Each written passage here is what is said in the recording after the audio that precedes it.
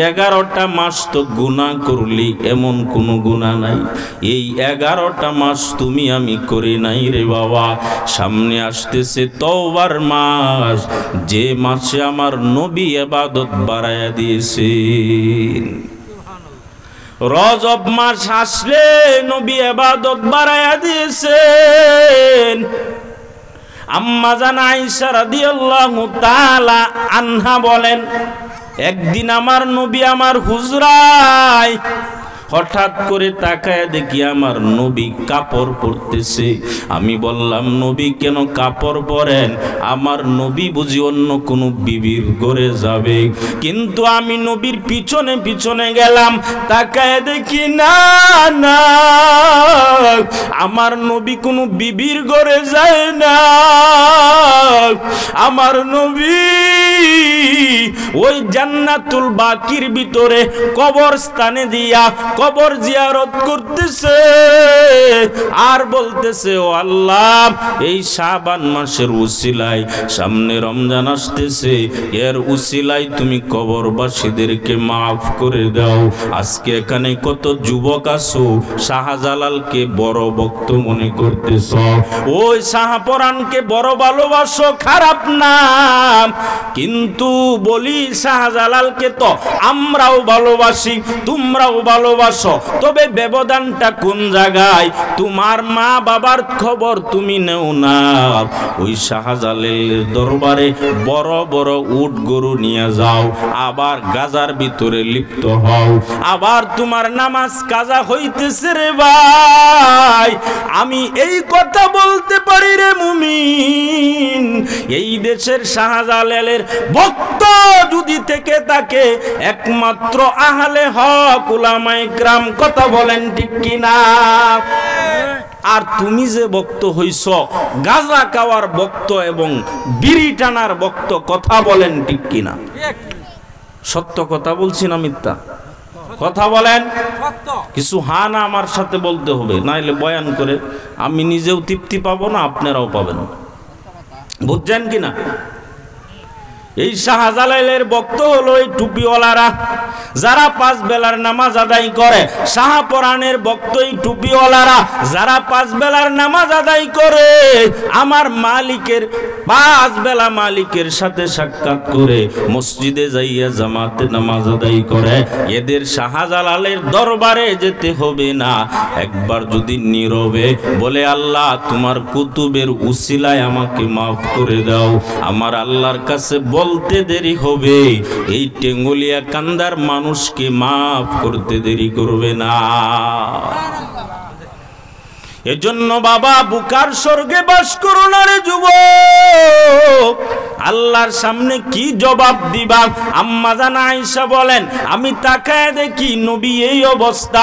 নবী বললেন, ও আয়েশা, দুনিয়াতেও যদি আমার পরবর্তী উম্মতেরা, আমার উম্মতেরা যদি তাদের মা বাবা কবরের ভিতরে থাকে, ওই শাহপরান শাহজালাল বিভিন্ন রকম পীরের দরবারে গরু ছাগল না নিয়া একবার যদি মা বাবার কবরের পাশে যাও, যাইয়া দুজি একবার আলহামদুলিল্লাহ সূরা ফাতিহা তেলাওয়াত করো, 3 বার কুল হুয়াল্লাহ সূরা ইখলাসটা তেলাওয়াত করো,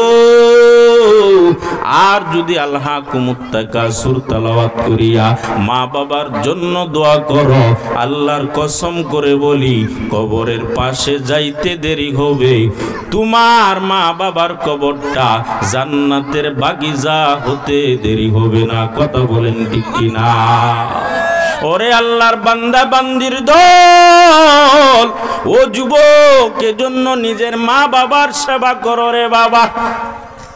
মা বাবার পায়ের নিচে সন্তানের জান্নাত, নিজের মা বাবাও ইবাদতের ভিতরে শামিল, মা বাবার সাথেও খারাপ আচরণ করা যাবে না। আম্মা জান আয়েশা নবীকে এইভাবে দেখিয়া তারপরে আবার নবী কাপড় খুললেন। আম্মা জান আয়েশাকে বললেন, ও আয়েশা, আমাকে একটু ইবাদতের সুযোগ দিবা কিনা? মাঝে মাঝে আমরা সারা দিন, এমন কোন শীতের সিজন নাই, প্রতিদিন প্রোগ্রাম, তারপরেও স্ত্রীর হক আদায় করতে আমরা মাঝে মাঝে ব্যর্থ হই। কথা বলেন ঠিক কিনা? দোকানদারিতে ব্যস্ত, স্ত্রীর হক আদায় করতে আমরা ব্যর্থ হই। বিভিন্ন সমস্যায় ব্যস্ত, আমি রাজশাহীতে চাকরি করি, স্ত্রীর হক আদায় করতে ব্যস্ত হই, স্ত্রীর হক আদায় করতে পারি না। কিন্তু আমার দরকার স্ত্রীর থেকে অনুমতি নেওয়া। আমি যত বড় আল্লাহওয়ালা হই, যত বড় হুজুরি হই না কেন, স্ত্রী যদি বলে আমার সাথে সময় দিতে হবে, নবী বলেন স্ত্রীর সাথে সময় দাও, এটাও হলো তোমার ইবাদতে অন্তর্ভুক্ত। এজন্য নবী আম্মা জান আয়েশাকে বললেন, ও আয়েশা, তুমি যদি অনুমতি দাও আমি রাত্রটা ইবাদতে কাটায়া দিব। আম্মা জান আয়েশা তাকায়া দেখেন নবী নামাজের মুসাল্লায় এমন ভাবে সাজদায় পড়েছেন, অনেক সময় চলে যাইতেছে। আম্মা জান আয়েশা মনে করলেন আমার নবী বুঝি দুনিয়া থেকে বিদায় হয়ে গেল। আম্মা জান আয়েশা নবীর পা মুবারকে পায়ের তলা একটু স্পর্শ করলেন, হঠাৎ করে নবী নড়ে গেলেন। আম্মা জান আয়েশা এবার বুঝলেন নবী এখনো জীবিত। আম্মা জান আয়েশা সালাম আনতে জিজ্ঞেস করলেন, নবী আপনি কেন এত কান্না করেন? নবী, আল্লাহ তো, আপনি তো বেগুনাহ মাসুম। নবী বললেন, আয়েশা আমার নিজের জন্য কিছু করি না, আমার গুনাহগার উম্মতের কি অবস্থা হবে রে আয়েশা? ওরে নবীর উম্মতের দল, ও যুবক, যে নবী আজও পর্যন্ত মদিনায় শুয়া শুয়া কান্না করে, যে নবী তোমার আমার জন্য পাগল, যে নবী আজও পর্যন্ত জিন্দা নবী, সেজদার হালতে নবী সেজদায় পড়িয়া উম্মতের জন্য কাঁদে। নবী বললেন, আয়েশা আমি আমার ফাতেমার জন্য কাঁদি না, আমি আমার হাসান হুসাইনের জন্য কাঁদি না রে আয়েশা, কোন সাহাবার জন্য আমি কাঁদি না। আমার কান্নার কারণ আমার গুনাহগার উম্মতের কি হালত হবে। এজন্য বাবা শাবান মাসে নবী আমার ইবাদত বাড়ায়া দিতেন। রমজান মাসে নবী কোনোদিন বিছানায় পিঠ লাগান নাই। হাজী আমদাদুল্লাহ মুহাজিরে মক্কি এত বড় বুজুর্গ, উনার জীবনীটা একটু পড়ে দেখলাম, উনি রমজান মাস আসলে এমন ইবাদত বাড়াইয়া দিতেন, কোনো দিন বিছানায় পিঠ লাগাইতেন না রে বাবা। সব সময় নিজের সময়টা রুটিন করে নিতেন। এজন্য তো আমার আল্লাহ বলেন, ইয়া আইয়ুহাল্লাযীনা আমানু কুতিবা আলাইকুমুস সিয়াম।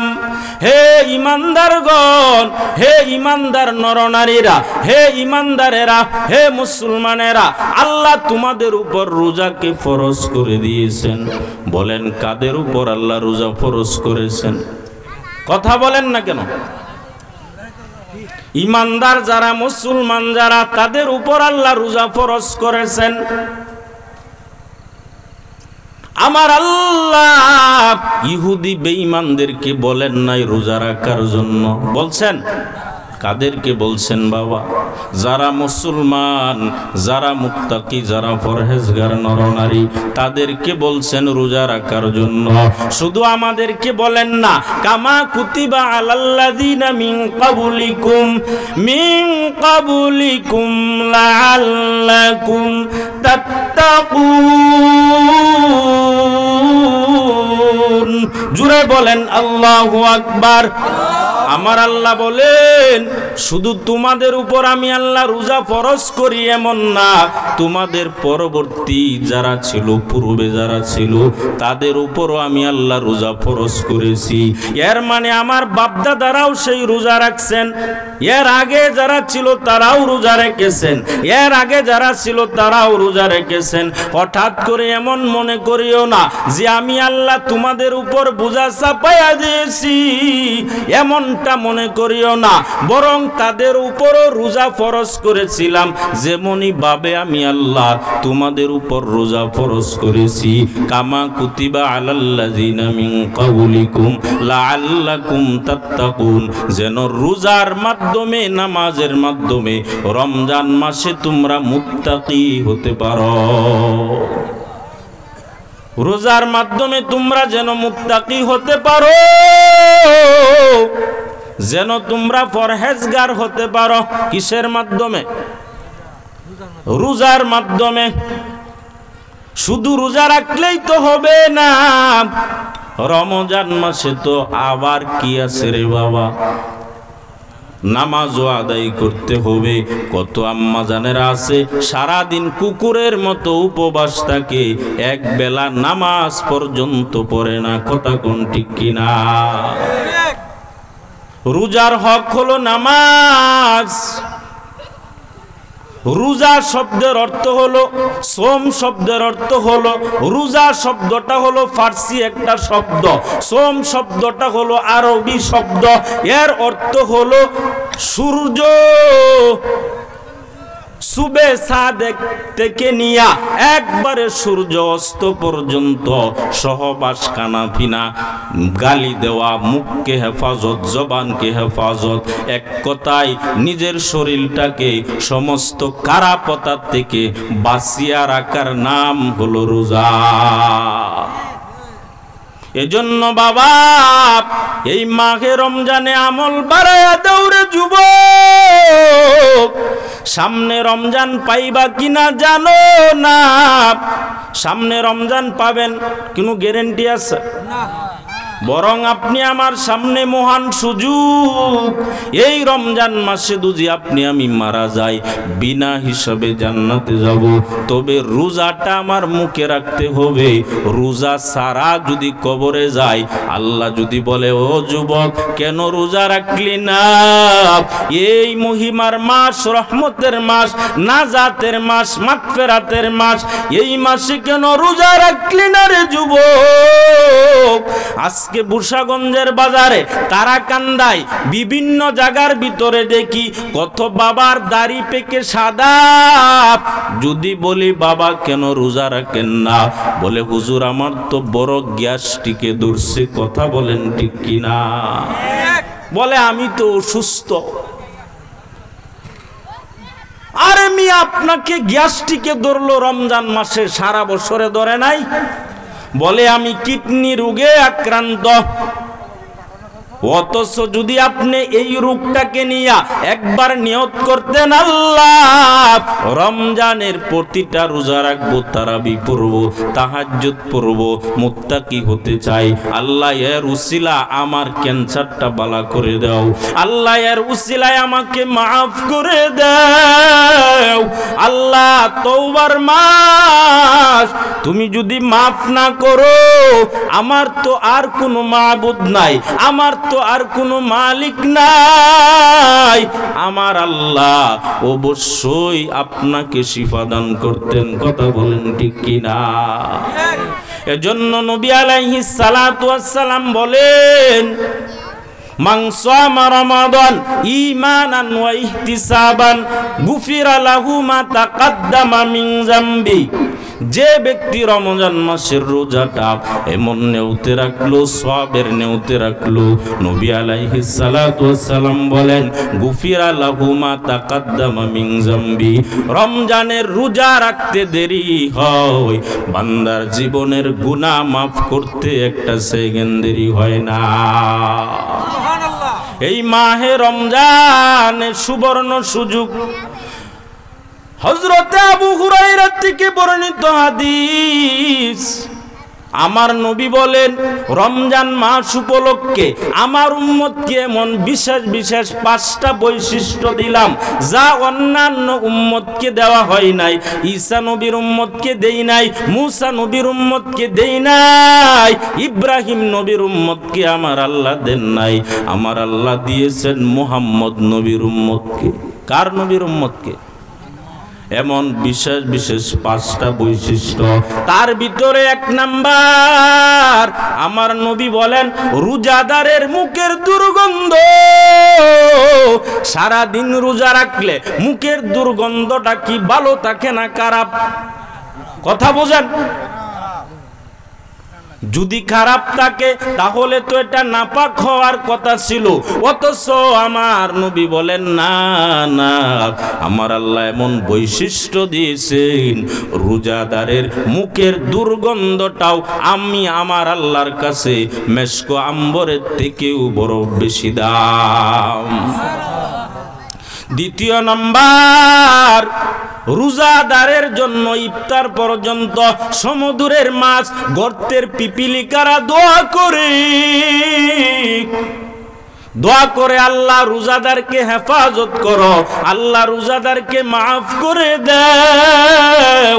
তোমার বান্দা তো সুবে সাদেক নিয়া একবারে সূর্যাস্ত পর্যন্ত স্ত্রী সহবাস ছেড়ে দিল, নিজের খানা পিনা ত্যাগ দিল, আল্লাহ তুমি মাফ করে দাও। তৃতীয় নম্বর হলো নবী আলাইহিস সালাতু ওয়াস সালাম বলেন রোজাদার ব্যক্তির জন্য রমজান মাসে প্রতিদিন আমার আল্লাহ জান্নাতকে সুসজ্জিত করেন। জোরে বলেন আল্লাহু আকবার। শুধু জান্নাত সুসজ্জিত করেন না, জান্নাতকে ডেকে ডেকে আমার আল্লাহ কয় ও জান্নাত তোর ভিতরে এমন মুমিন বান্দা বান্দি আসবি যারা দুনিয়াতে কষ্ট করেছে, তারা তোর কাছে আসবে, তাদেরকে তুই গ্রহণ কর, আমি আল্লাহ নিজে তাদের জিম্মাদার হয়ে গেলাম। চতুর্থ নাম্বার, আমার আল্লাহ ওই রোজাদারের কুরআনের তেলাওয়াত, রোজাদারের যত আমল আছে আমার আল্লাহর কাছে এমন প্রিয় হয়। আমার নবী বলেন আমার আল্লাহ তো বলেছেন ও ফেরেশতার দল 11টা মাসের আমলের হিসাব তোরা লিখবি, কিন্তু রমজান মাসের আমলের হিসাব তোরা লিখবি না। ও আনা আজজি বিহি, আমি আল্লাহ এর প্রতিদান দিব, আমি আল্লাহ আমার বান্দার প্রতিদানের হিসাবটা পারিশ্রমিকটা আমি আল্লাহ সাথে সাথে দিয়ে দিব। 5 নাম্বার, আমার আল্লাহ রোজাদারকে এমন পুরস্কারে পুরস্কৃত করবেন, রোজাদার ব্যক্তির গুনাহ মাফ করার জন্য আমার আল্লাহ এমন ভাবে তৈয়ার হয়ে থাকবেন, রোজাদার ব্যক্তি ইফতারের সময় যদি বলে আল্লাহ তুমি আমাকে মাফ করে দাও, আমার আল্লাহ বলেন রোজাদার ব্যক্তির দোয়া আমি খালি হাতে ফিরাই না, রোজাদারের দোয়া কবুল হবেই হবে গ্যারান্টি সহ। তবে রোজা রাখতে গেলে কিছু আমানত, রোজার কিছু হক আছে, কথা বলেন আছে না নাই? রোজা রাখিয়া কাউকে গালি দেওয়া যাবে? রোজা রাখিয়া কোনো ওয়াদার বরখেলাপ করা যাবে? মিথ্যা কথা বলা যাবে? রোজা রাখলেন তবে রোজার সাময়িক সওয়াব আল্লাহ দিবেন, কিন্তু ভরপুর সওয়াব থেকে আপনি বঞ্চিত হয়ে গেলেন। ও নবীর উম্মতের দল, নবী আমার হাদিসে বলেন, হযরতে উজরা রাদিয়াল্লাহু তাআলা আনহু থেকে বর্ণিত, নবী আলাইহিস সালাম বলেন ও সাহাবায়ে কেরাম আমার মিম্বারের সামনে আসো। সাহাবায়ে কেরাম নবীর মিম্বারের সামনে আসলেন, সাহাবায়ে কিরাম তাকায় দেখে আমার নবী প্রথম সিঁড়িতে পা রাখলেন, বললেন আমিন। দ্বিতীয় সিঁড়িতে পা রাখিয়া আমার নবী বললেন আমিন। তৃতীয় সিঁড়িতে পা রাখিয়া আমার নবী বললেন আমিন। সাহাবারা প্রশ্ন করে, ও নবী আমার, কোনদিন তো এমনটা করেন নাই, কেন আপনি তিনবার আমিন বললেন? নবী বললেন, ও সাহাবায়ে কেরাম, তোমরা জানো না এই মাত্র জিবরাইল আমিন হাজির হয়েছিল। আমি যখন প্রথম সিঁড়িতে পা রাখলাম, জিবরাইল আমিন বলে, ও নবী, যারা রমজান মাসের পাইয়া যাদের জীবনের গুনাহ মাফ করাইতে পারলো না, এরা ধ্বংস হয়ে যাক। আমি নবী বলেছিলাম আমিন। আমি যখন দ্বিতীয় সিঁড়িতে পা রাখলাম, পা রাখার পরে জিবরাইল আমিন বলে, ও নবী, যেখানে আপনার নাম শোনা যাবে ওই জায়গার ভিতরে যদি কেউ দুরূদ না পড়ে, ওই ব্যক্তিও ধ্বংস হয়ে যাক। নবী বললেন আমিন।